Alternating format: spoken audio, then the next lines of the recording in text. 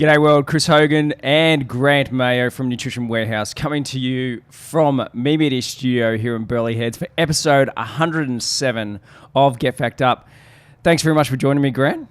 Mate, Chris, it's a pleasure to be here. I know we haven't caught up for a few years, so it's really nice to see your pretty face this morning and shout me this beautiful coconut coffee. So yeah, I'm really excited to be here. I'm pumped. Good, mate, and I wouldn't expect anything less from you. Mate, honestly, it's been a journey, and I've known you for, must be coming up, 15, 16, 17, 18 years, something like that. I don't know. Absolutely. Yep.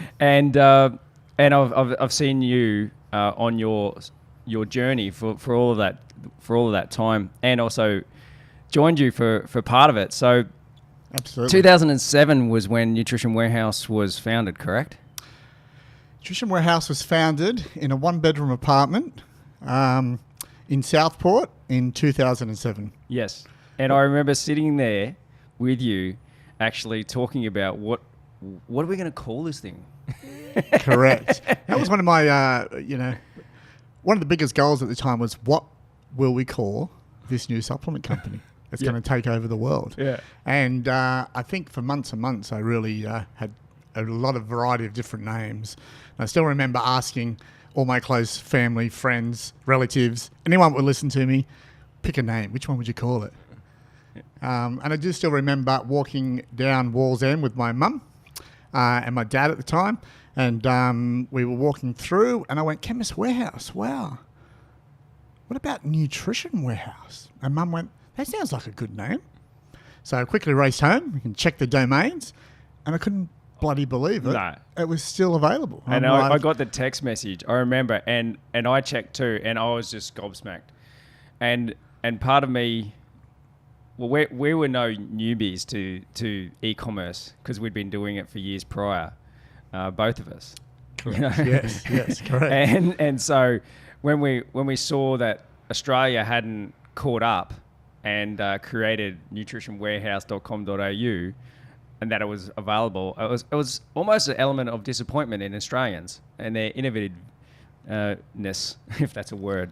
But lo and behold, you got the name, and mate, you haven't disappointed anybody by what you've done with that brand. So I appreciate that. Yeah, our team has been wonderful on the years. I mean, it's been a great journey, but picking that name was, I knew the name was really important in the beginning, obviously, with my previous startup, and selling that, and obviously going in competition with them. I knew that the name was everything, and I knew that it couldn't be like a silly name like, Grant Supplements or Mayo Supplements or like Big Bob Supplements or, it had to be something strong that would conjure up images of like, which we created, which always is a vision, big brands, warehouse prizes, all the greatest brands in Australia and across the world, and these supersized warehouses that you see today that no one had previously done. Mm. Yeah. So I knew the name was paramount to its success. Yeah. So and that's why I toiled and sort of had a lot of sleepless nights coming up with that name. Yeah, I can see how really important it was to you, and I was actually trademarked it as Worldwide Sports Nutrition. That's what it's actually trademarked up. If you go look at the trademark now. I remember playing with that logo. It was Worldwide Sports Nutrition. Yeah. And I had other various names, which were probably just as average as that one realistically, because it's such a long name. Imagine typing in Worldwide Sports Nutrition.com.au, falling asleep by the time you type it. So yeah, Nutrition Warehouse, although it's a little bit shorter, thank God, is a much better name. And it's proven itself over the last decade. Yeah, far out. So 2007, we're in the you're in the 12th year. Well, yeah, we didn't open the first store until April 2008. There you go. So obviously, if you remember, when I had me media helping me at the time, and yourself, and you obviously built the first website for Nutrition Warehouse, and I still remember being in that one-bedroom apartment and, entering all the brands and the products myself. And I would wake up at 6 in the morning and my partner would go to work, and I'd wake up and I'd be on that computer at 6 a.m. and I'd give myself to about 1 PM, so about 7 hours of just adding brands, products, etc., and be ringing you every half hour. How do I do this? How do I do that? And really just teaching myself how to, obviously you built the skeleton and the look and the feel and of the website, and I added all the products, and I'd done that for weeks, if not months. God. Whilst I looked for a viable location to open up the first retail bricks and mortar store. And was the first location Underwood? It was Underwood, yeah. Still there today. Yeah. Just celebrated its 10th birthday. So. Unreal. Yeah, so same store. And I still remember opening that store, and look, when I first opened that store back in 2008, it was right next door to a company called the Supplement Den. Now, the Supplement Den at the time was one of the biggest supplement chains, well, sorry, I shouldn't say chains, supplement store in Brisbane. Yeah. And I was like, everyone's like, why are you opening right next to the Supplement Den? That's crazy. And obviously I sold my previous company, which I started as a startup. And I'm happy to talk about that. Obviously, for those listening, back in 2002, I was the co-founder of ASN, or Australian Sports Nutrition, which is still around today, and they're doing a good job. Not as good as us, but a good job. And look, I founded that with a friend at the time, and we started that startup together. Initially, I had the idea of being an ex-world champion bodybuilder. Like, how can I, create a job for myself? What am I going to do after I've retired from this sport called bodybuilding?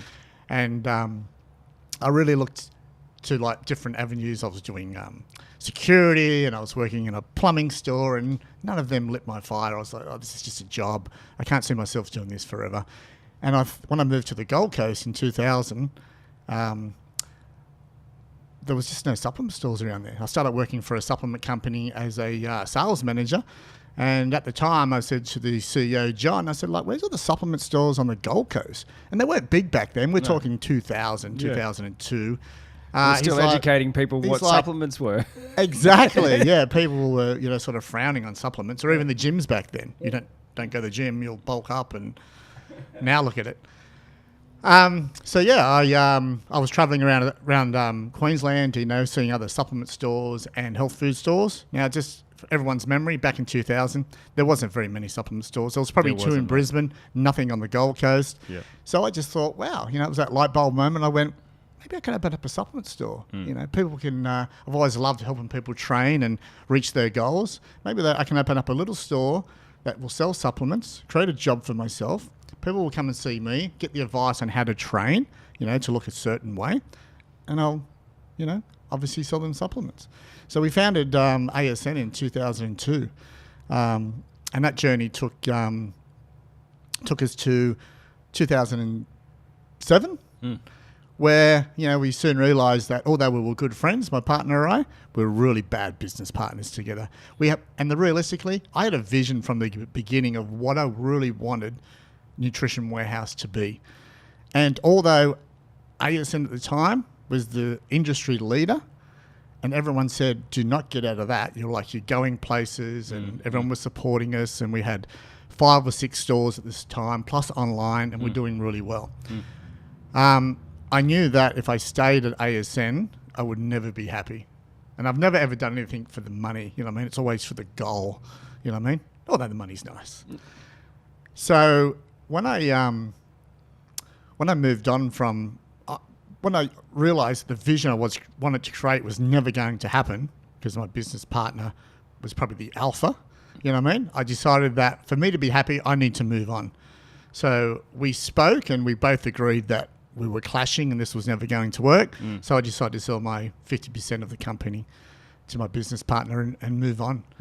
And basically that's the story of how I got into Nutrition Warehouse, and started from scratch again, of how to build my own real vision of how I really wanted to create that company. Mate, and so many lessons in that whole story. So coming back to the start of Nutrition Warehouse, I think a great lesson for everybody to learn was no one's coming to save you. it's up to you. And you know, even though you had capital coming your way from your split from ASN, there was no staff to help you. You know, you wanted to limit your outgoings with Me Media to make sure that, you know, you could use that capital to obviously open a store, buy supplements, and resell, create accounts with wholesalers and whatnot. And so you actually put in the hard yards, and you sat down and you entered the product at 7 hours a day, and that lasted for a bloody long time, until such time that you were able to start hiring people. And to be honest, it must have been, how long was it before you actually hired your first person to work on the website? Like, stupidly, it was 6 months. Oh, it was 6 months, was it? 6 months, yeah. So look, from the get-go at Nutrition Warehouse, I was the salesperson. I was the bookkeeper. I taught myself how to do the books. I was the e-commerce manager. I was the web packer. You know, back in Underwood, I created a little room out the back of the store. I can still see it now with a little curtain. I'll be behind there, and someone will come in the shop, and I'll be like, "I'll be with you in a minute." And you know, I couldn't get sick. You know what I mean? No. It was impossible. Yeah. And I was still living on the Gold Coast. So I was commuting to Brisbane each day, and you know, realistically, I just had a newborn baby. Yeah, Ruby, who's now 9. So it was a bit chaotic back then. But look, you have to do what you have to do. I set aside so much cash to obviously make this venture work, and that's why I did not hire anyone until I knew that first store and that model was going to be successful. That's right, because the person in the first store actually helped with the online stuff, didn't they? Yeah, Paul. Yeah. Yes. Paul Edmondson. Yeah. God, love him. He only just left recently, and Paul was with us for nearly a decade. And Far out, man. Yeah. Yeah. Is he going to create competition for you? Or? Paul's out there and doing his own thing, and he's got Vantage Strength accessories. Okay, cool. Yeah, so he's gone and He's created his own brand. he's got his own brand of accessories for the industry, which is now the Australia's leading accessory. So yeah, it's great to be able to, you know, obviously Paul come in and saw the value in what we're doing, but still hang on there for a lot of years, and then decide to go out on his own. Which yeah, good on him. Yeah. So, bodybuilding, how has that actually set you up to have the correct frame of mind to be, I guess, the business owner that you are today? Because something that you said before we started was, you know, people often ask you, when are you going to stop? You know, when are you going to take a back step, or when are you going to, you know, say that's enough's enough? What has the sport of bodybuilding done for your mental state and your drive? Yeah, sure. Good question. Look, when I started bodybuilding, I was around 20. I was 21st birthday. I got some dumbbells, you know what I mean? I was sort of interested in the gym around 21. But, you know, if you could see photos of me, I was like 50 kilo. I'm only short. I'm only 5'7". So I was a really skinny, small kid. And a few friends of mine started going to the gym, like, you know, would you want to come, Mayo? And I'm like, what do I go to the gym for, you know? Like, you know, back in those days, we're talking the 1990s, you know what I mean? Early 1990s. You know, you didn't have the privilege of having world gyms, Anytime Fitness, you know, Snap Fitness. Did Jets. you wear the leotard? I did. I did. The little short ones with the stripes, you know, Beautiful. they were the go-to shorts. Oh, beautiful. Quite embarrassing. There's photos out there. I'm sure there is. Quite embarrassing. But that's what everyone wore back then. I know. But look, yeah, I was invited to the gym with a good few mates, and I started going to Viking gym in Newcastle, where I originate from. And, you know, it's probably as big as this room, the gym, and there was a lot of sweaty guys and heavy weights. And at first I'm like, what the fuck am I doing in here? You know what I mean? Like, seriously, you know. But before long, I actually loved how, you know, my body started to respond. And before long, people started to say, you should compete in bodybuilding. And I'm like, get the fuck out of here. I'm not getting up there in my little skinny underwear and flexing on stage. Like, seriously, you know. But my body did respond quite quickly. And before long, of course, I'm on stage in my little skinny underwear. And in my first comp in Wollongong, because I wanted to escape and get away from Newcastle, not embarrass myself. Yeah. Went down for a couple of great friends, and look, I won the novice and the under 70s in my first comp. And everyone was like, wow, who's this kid? You know what I mean? That's, I think I was 23 at the time. So I'd been training like 2 or 3 short years. And yeah, that made me feel good about myself. And obviously I kept competing and thought, well, what else can I do if I can win that novice comp? But to answer your question, what that done for me is for the business is taught me that goal setting is the most important attribute of any business, you know what I mean? Obviously, you got to have a vision, you know what I mean, of what you want to create, you know, but then setting the goals along the way, and then actually actioning them goals, and not just having all these goals and sitting there going, who's going to do this, who's going to do that, you know? So setting those small goals along the way, and my first goal is obviously one retail outlet, an online business, ensure that that is profitable, making money, make sure we're on the right track with the look and feel, the customers love it, and add a value that no one else is doing. You know, back in those days, in those when we first opened in 2008 in the first store, a lot of supplement stores, including the one I used to own, were doing a pretty average job. To me, they were creating, you know, putting up the images of the bodybuilders and the stereotypes and really making it hard for mums, dads, and like-minded people to want to come and even talk to those people. So I had the vision of turning it around. Although I was a bodybuilder and I was heavily muscled at the time, I wanted to create something completely different. I remember that conversation because we chose imagery for the front of the store, for the front of the website that reflected the everyday person and that wanted to get fit or look a little bit better or tone up, as we used to call it. Yeah. And I remember the imagery that's chosen that was plastered consistently across every store, and that helped invite those people in. Yeah, absolutely. Yeah. I think we're just trying to turn it on its head, the whole industry. I think that back then, it was really the foundations of the supplement industry growing in Australia. Yeah. All those stores had been around for, you know, like Ada Street and so forth for like a decade. No one had really grown a chain of supplement stores except for ASN with 5-6 stores. Yep.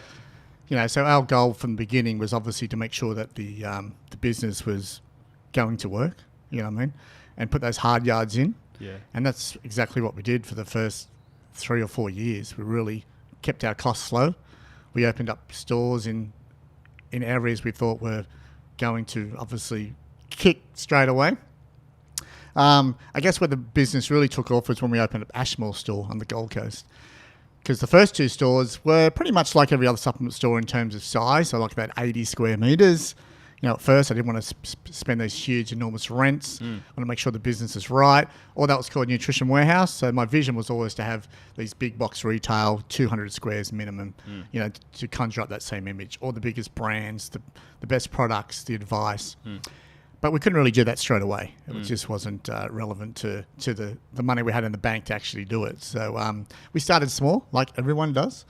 And still remember standing out front of Ashmore, and it just celebrated its 9th birthday last weekend. So I went down there and sort of reminisced about how I stood there and sort of went, wow, 9 years ago I stood here and looked at this store and I went, this is a big ass store. It was 300 square meters. Yeah.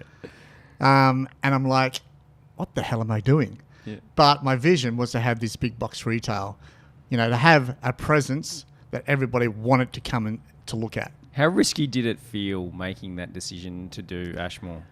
It was life or death. Realistically, it would have. If it didn't work, it would have ruined me. Yeah. Would have ruined the brand. It wouldn't work. I put everything into that. The last pennies, basically. Yeah. So and that's a huge store, and that's where you transitioned all of your e-commerce, pick and packing. Yep. Obviously had the space, and you also have a bit of office space there as well. Yeah, so we turned that into to head office realistically, and we cut the shop in half. We put a probably 2/3, I guess. Made the shop like 2/3, and made the warehouse out the back, and we put a deck upstairs and put all the staff upstairs, or the accounts and everything by then. And that store really blossomed. It did. You know, it became our number one store, even probably the number one store in the country within like 3 months. Far out. As we were setting up that store, people were we'd done more sales in the first month of that store than the other 2 stores we had at the time combined. Yeah. So we knew that we're on a winner, and that model was sort of starting to kick goals. Was there a sense of relief when that happened? Oh, absolutely. Absolutely. Every business owner would be like, yes. But look, you gotta go out there and you take these risks if you want to have great wins, and it's exactly what we did, and that gave us the confidence to push forward and go, okay, this is working, you know, and let's reset the goals. So how does it feel beyond that? What was the next sort of biggest risk that you felt you were taking that maybe gave you that same sort of feeling? Was it the warehouse purchase maybe? The warehouse purchase was like 5 years ago, so we had about 25 stores by then. It was really just going. It was really like just saying, "Hey, we're going to open 5 stores this year." You know what I mean? You know, where we're going to find them, and then the next year we open up 7, and the next year we open up 8, and last year we opened up 15 in 1 year. Oh, which you know, was a phenomenal effort for the whole team. You know? What's the number now? What's the total? We're at 66 stores today. Holy cow! Yeah, so 66 stores. Are you across every state now? Yeah, we're national now. So we're not in Tasmania, but you know, sorry Tasmanians. Sorry. You know, yeah, one day we'll get there. You know, yeah. Is that a state like Tasmania? Like, anyone go in Tasmania? I think it's considered a territory actually. Yeah. So yeah, we'll eventually get there, but yeah, we're in every state. You know, and have been for quite some time. You know, again, when we set goals in the beginning, it was like, hey, let's conquer Brisbane first and the Gold Coast combined.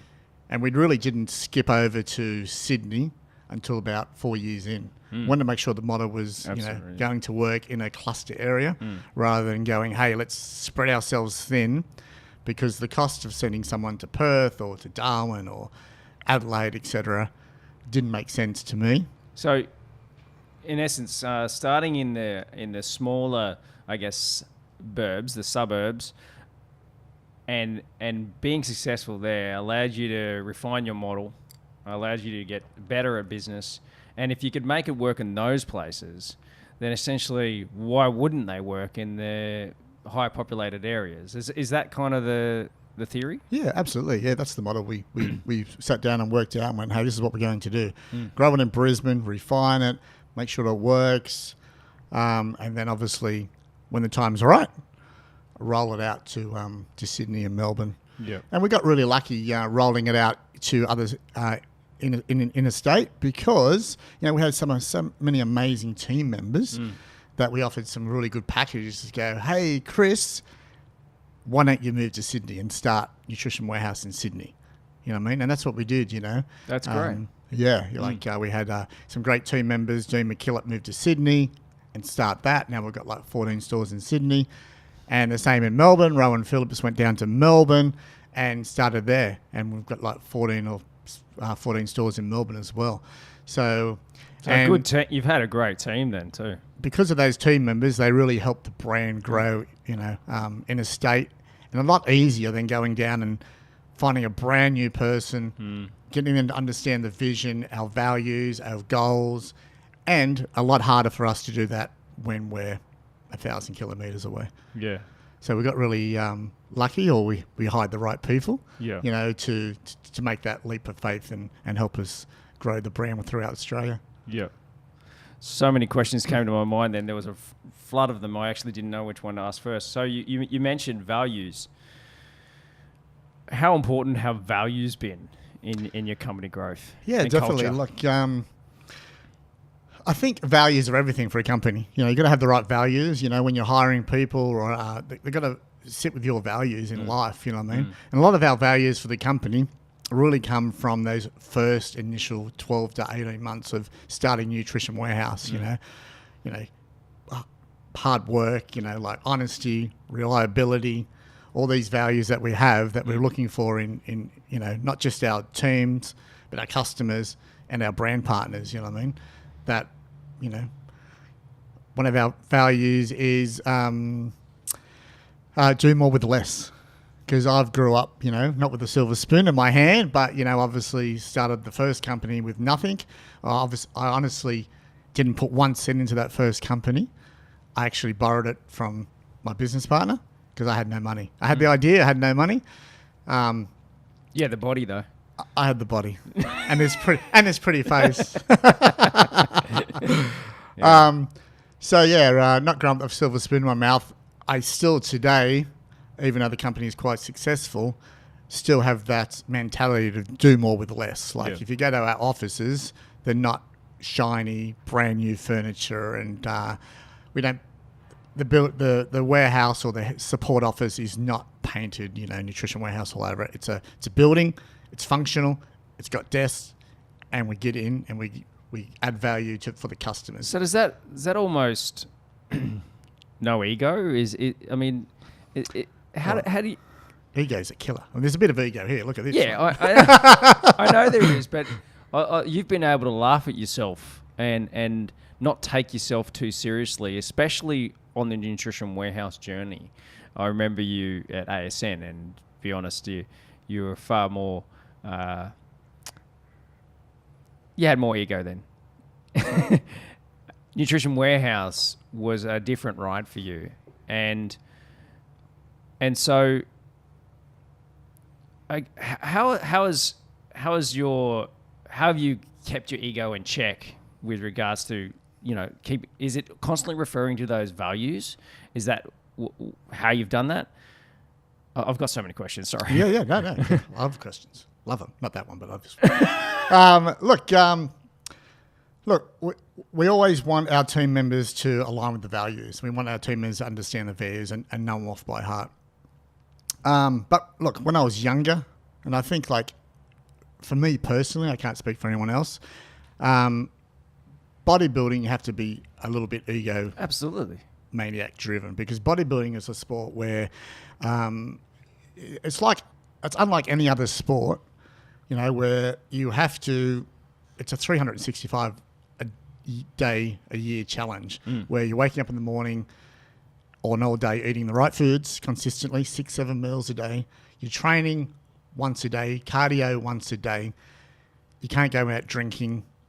You're really pushing back your lifestyle for many years, you know what I mean? So for a decade, when I was bodybuilding from 20s to 30, I really, although I had great friends, I still didn't have a great lifestyle, theoretically. I was realistically training, eating, sleeping, working, and repeat for a decade. I didn't go out, I didn't party.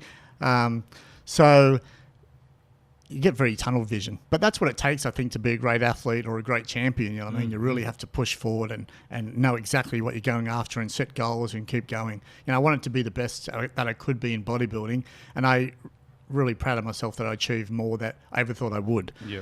So... I'll stop you there. That was a fantastic answer, because I want to get onto the goal setting. Sure. Now, goal setting is considered almost the be all and end all for curing depression.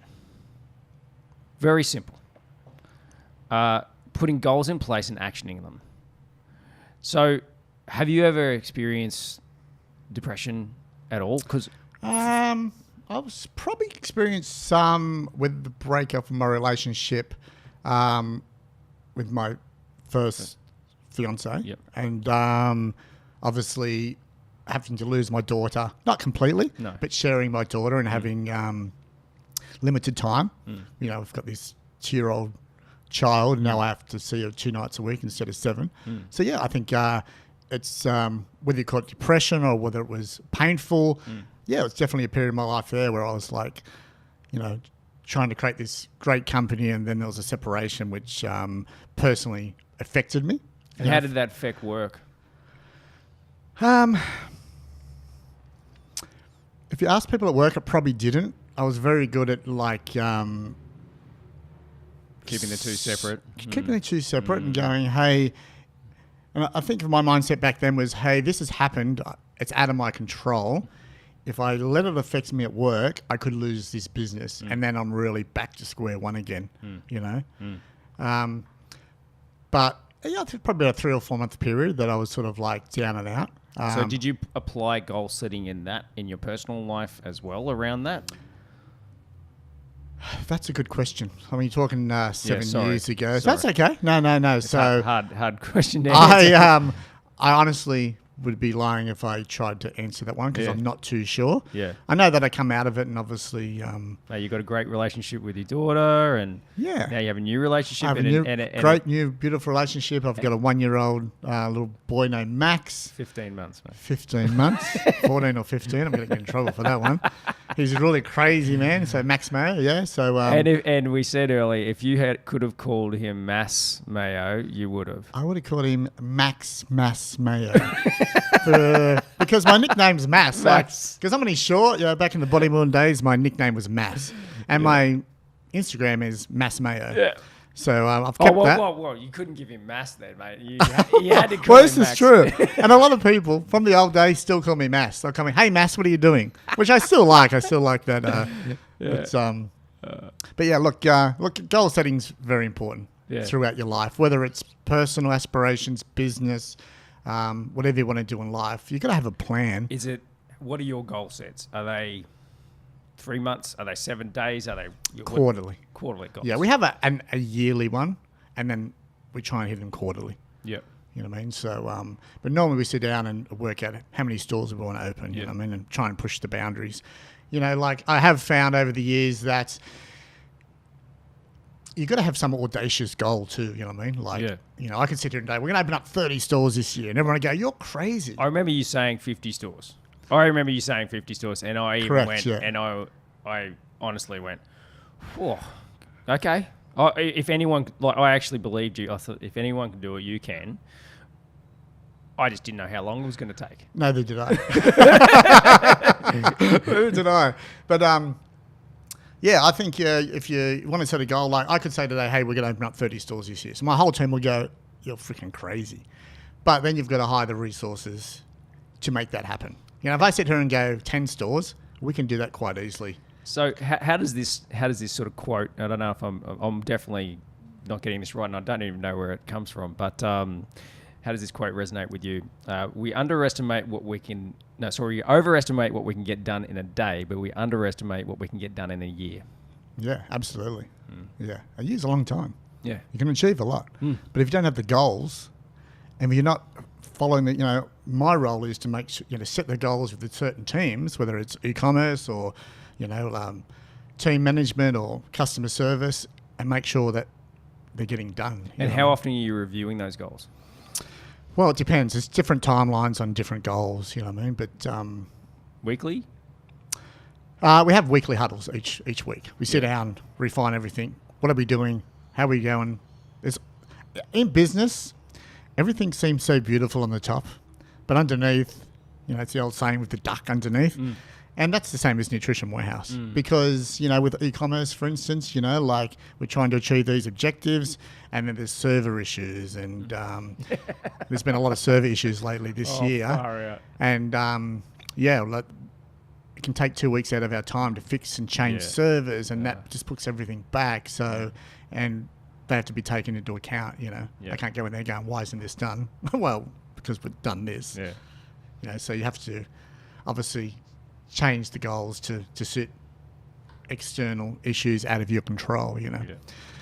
But yeah, we try and push. I mean, we wouldn't have got to where we are now in 10 years without setting strong goals. We wouldn't have got there without hiring the right people, the right team members. Because also, although I'm the founder, you know, and the CEO, if it's not for the team, we wouldn't be anywhere. You know, you got to hire the amazing people. I'm always one of those people, like, get the right people on the bus, get the wrong people off the bus.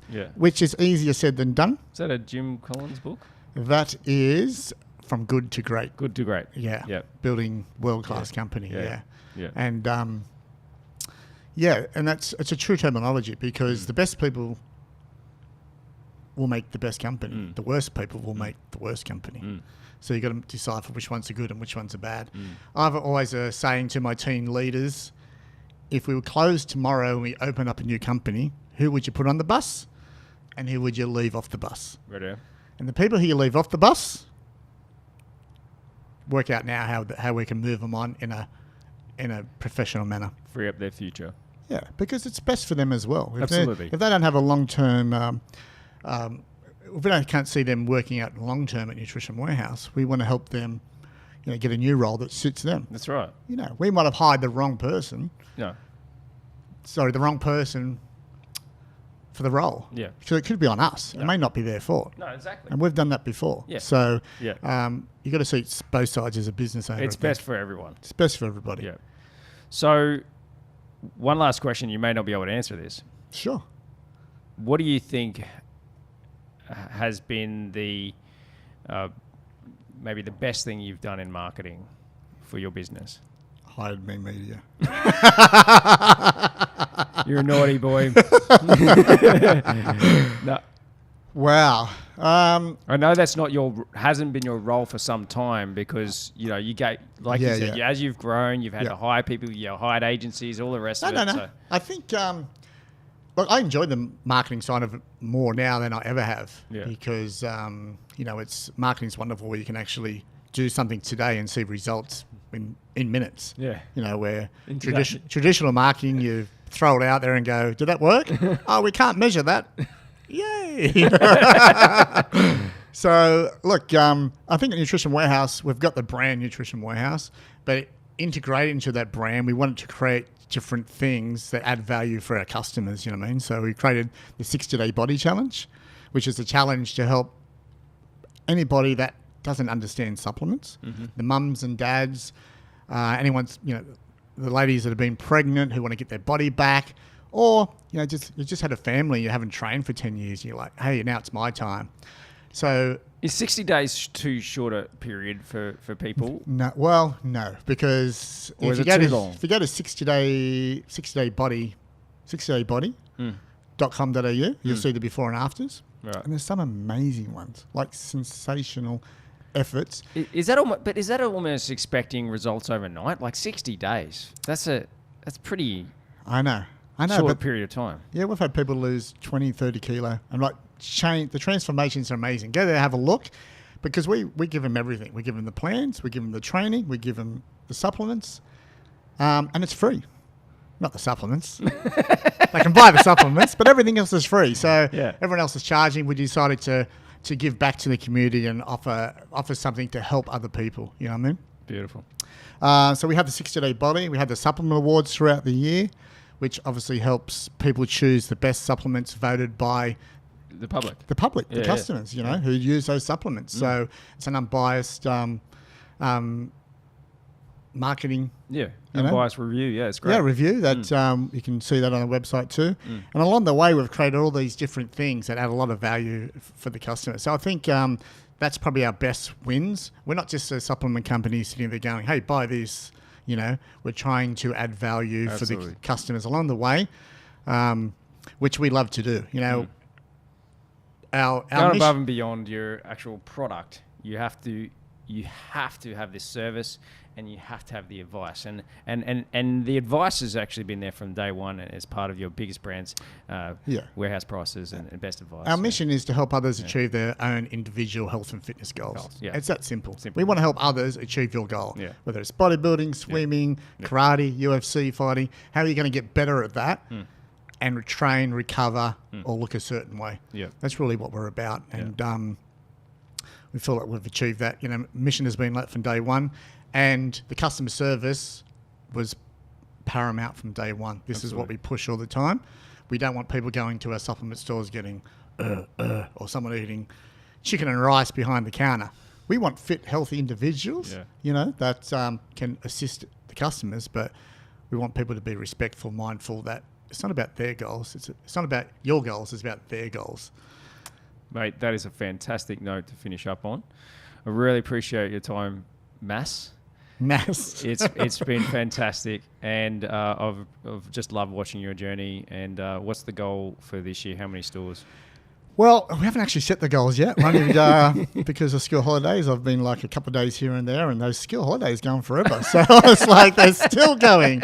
We haven't sat down as a team yet and worked out the goals for this year. Yep. But yeah, we done 15 stores last year, which was a phenomenal effort. Wow.